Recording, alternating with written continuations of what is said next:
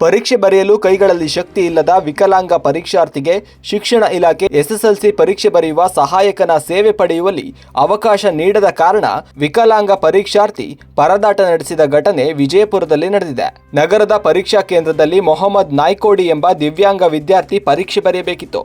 ಆದರೆ ಫೆಬ್ರವರಿ ತಿಂಗಳಲ್ಲಿ ಪರೀಕ್ಷೆ ಬರೆಯಲು ಸಹಾಯಕನ ಸೇವೆ ಒದಗಿಸುವಂತೆ ಮಾಡಿಕೊಂಡ ಪರೀಕ್ಷಾರ್ಥಿಯ ಮನವಿಗೆ ಶಾಲಾ ಶಿಕ್ಷಣ ಇಲಾಖೆ ಅಧಿಕಾರಿಗಳು ಸ್ಪಂದಿಸಿಲ್ಲ.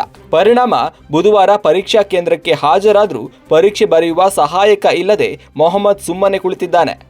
ತಮ್ಮ ಮಗ ಪರೀಕ್ಷೆ ಬರೆಯಲಾಗದ ಸ್ಥಿತಿ ಕಂಡು ಪರೀಕ್ಷಾ ಕೇಂದ್ರದ ಹೊರಗೆ ಮೊಹಮ್ಮದ್ನ ತಂದೆ ಅಳುತ್ತಾ ಕುಳಿತಿರುವ ದೃಶ್ಯ ಕಂಡುಬಂತು. ದಿವ್ಯಾಂಗ ಮೊಹಮ್ಮದ್ ಓದಿದ ಶಾಲೆಯವರು ತಮ್ಮ ಶಾಲೆಯ ದಿವ್ಯಾಂಗ ವಿದ್ಯಾರ್ಥಿ ಮೊಹಮ್ಮದ್ಗೆ ಪರೀಕ್ಷೆ ಬರೆಯಲು ಸಹಾಯಕನ ಸೇವೆ ಪಡೆಯಲು ಅನುಮತಿ ಕೋರಿ ಫೆಬ್ರವರಿ ತಿಂಗಳಲ್ಲೇ ಶಾಲಾ ಶಿಕ್ಷಣ ಇಲಾಖೆ ಉಪನಿರ್ದೇಶಕರ ಕಚೇರಿಗೆ ಮನವಿ ಮಾಡಿದ್ದರೂ ಸ್ಪಂದನೆ ಸಿಕ್ಕಿಲ್ಲವಂತೆ. ಇದೀಗ ಘಟನೆ ಬಳಿಕ ಎಚ್ಚೆತ್ತ ಶಾಲಾ ಶಿಕ್ಷಣ ಇಲಾಖೆ ಪರೀಕ್ಷೆ ಆರಂಭವಾಗಿ ಸುಮಾರು 1 ಗಂಟೆಯ ಬಳಿಕ ಪರೀಕ್ಷೆ ಬರೆಯಲು ಸಹಾಯಕನ ಸೇವೆ ಒದಗಿಸಿದ್ದಾರೆ. ಅಲ್ಲದೆ ದಿವ್ಯಾಂಗ ಮೊಹಮ್ಮದ್ ಮುಂದಿನ ಪರೀಕ್ಷೆಗಳನ್ನು ಬರೆಯುವ ಸಂದರ್ಭದಲ್ಲಿ ಸಹಾಯಕನ ಸಮಸ್ಯೆ ಆಗದಂತೆ ಎಚ್ಚರಿಕೆ ವಹಿಸಲು ಪರೀಕ್ಷಾರ್ಥಿಯ ಪೋಷಕರು ಮನವಿ ಮಾಡಿದ್ದಾರೆ.